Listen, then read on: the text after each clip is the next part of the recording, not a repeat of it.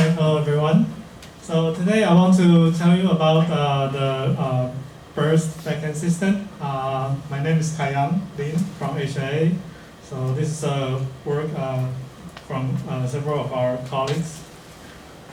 So the backend system is currently still under development. So in the center we have this RFSoC backend system. The core function is that it must do the channelization of signals and be able to save the data, transfer data to ring buffer, and be able to beamform and do post search. And also would like to include some of this RFI reduction technique in this whole backend system.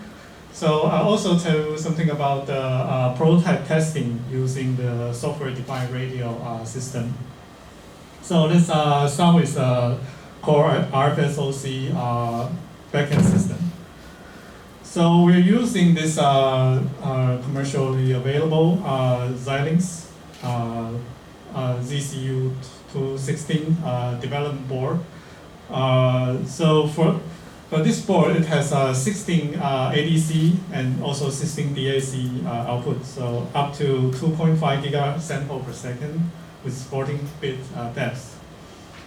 And the output has, there's a 100 gigabit Ethernet output. This is the main output. We send our channelized data out to the server.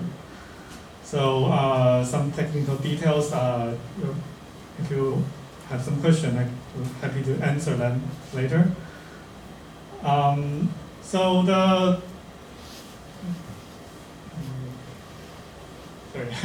so for the backend system, we need to program this FPGA to do the things we want. So this is done by Hongming Zhang in our institute. And we are utilizing the Casper library, just like what we were doing with previous projects, Amoeba, etc. So for the first part is channelization, the F engine of 16 inputs. And in the middle, we have this matrix multiplication that does transform the 16 inputs or 16 antennas into 16 beamform, as well as other functions. I'll talk about this later. And then the data is truncated, reduced in number of bits from 16 bits to 4 bits in order to save the bandwidth. Otherwise, we don't have enough bandwidth to transfer all the data. So in the end, it's packetized and sent over the 100 gigabit Ethernet to server. And currently, we're testing these boards, but the beamforming part is still in development. So in the initial testing, we don't have this red box here. So this is set up in the lab.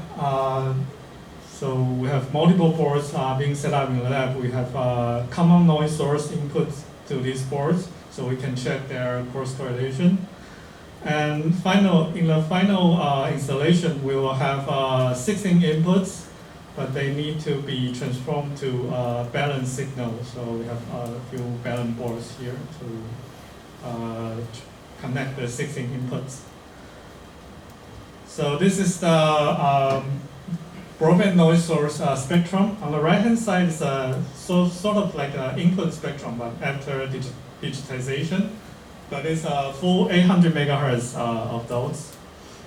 And in the board, we take only the upper half of the spectrum, truncate them, and then send them over gigabit, 100 gigabit Ethernet, and copy to ring buffer and read from this ring buffer in the server.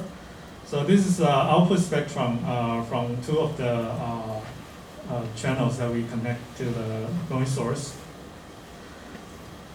Okay. So we can check their cross correlation. For 4 bits, the maximum correlation coefficient is roughly about here that we can get. So upper panel shows the autocorrelation and cross correlation And middle panel is the correlation coefficient and their phase. So the left-hand side shows the correlation in the same boards. And the right-hand side shows the correlation between two different boards. So it looks, it says that the timing, etc., is all working correctly. So we can do this cross correlation. Okay, so that's a core function of this RFSoC board. But let's look at some of the other functions that with this RFI reduction and how we test them with prototype system.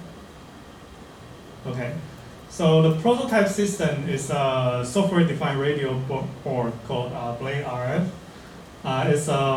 It has only two inputs and two outputs, has slightly less ADC depth, also smaller bandwidth, also only up to 40 megahertz instead of 400 megahertz or more.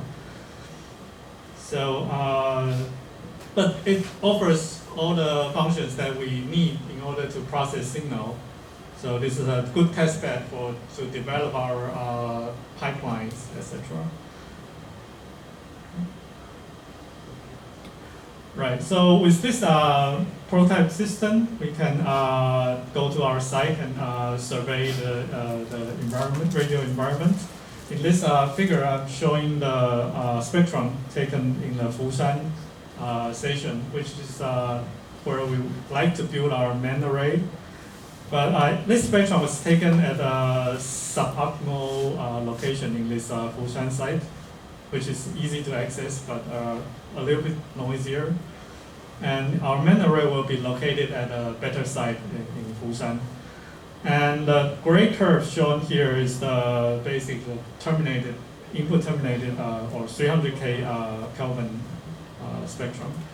And the color ones are the 40 megahertz spectrum we sampled at different frequency.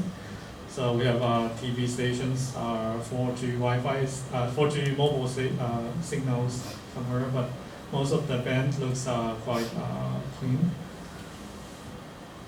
And we can also use this system to measure fringe from the sun. And we can, for example, on the top row, we're looking at the fringe, the face of the sun fringe, and it matches with the expected fringe rate very well. In the middle panel, I'm showing the thesis derived from this sun measurements. So from the SN ratio of the sun measurement, we can derive SCFD as in Jansky. We can do the attenuation correction from dipole using our simulated beam pattern, and also the forward gain from our antenna design. Then we can convert all this into system temperature in Kelvin. And we can also compare that to the expected system temperature considering the lossy component we add in front of the LNA. And so far it looks all quite consistent. So with this prototype system, we want to develop this RFI reduction or just demonstrate that it works. So what we are trying is this spatial filtering technique. For example, the one that's outlined in Kotz et al. In 2010, which is applied to Park's multi-beam receiver, but the idea is applicable to our array as well. The basic idea is that we want to take eigenmode decomposition of the covariance matrix of all the antennas.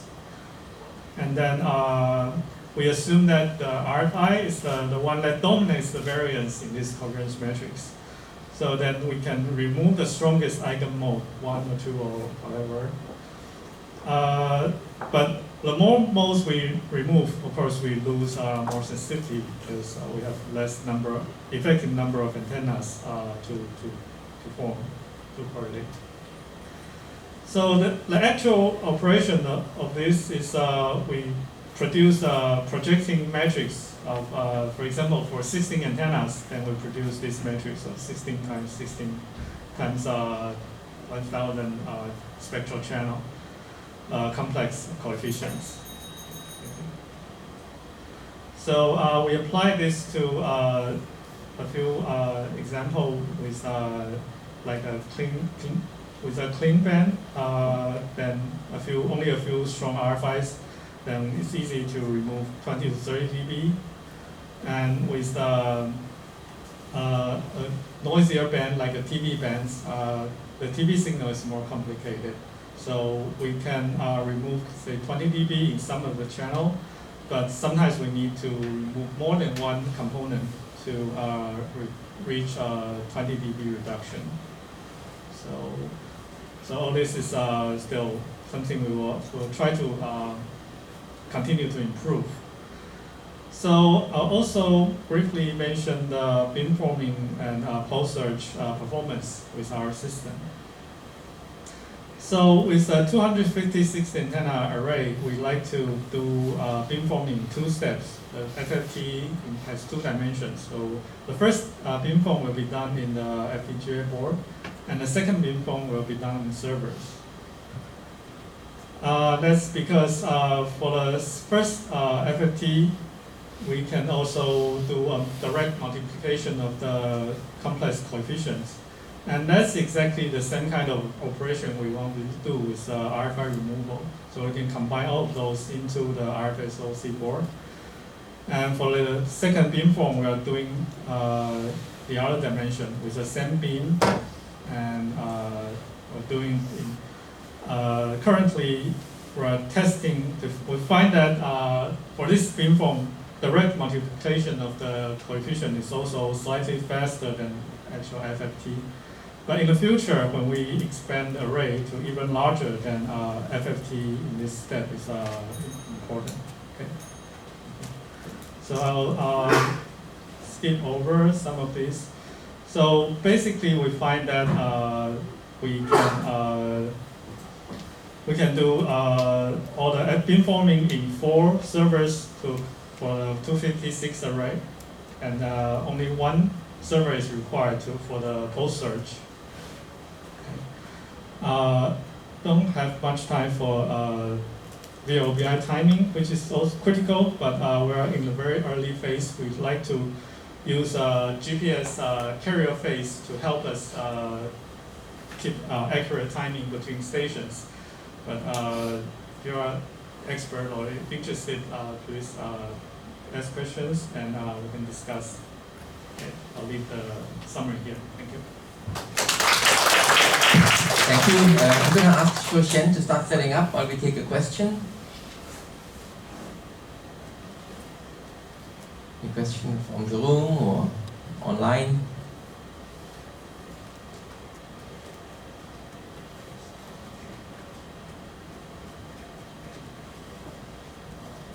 Okay, then in that case, oh, there's one question from the... I had my hand up. Kyle, could you explain briefly what the challenge is with timekeeping with GPS? Right.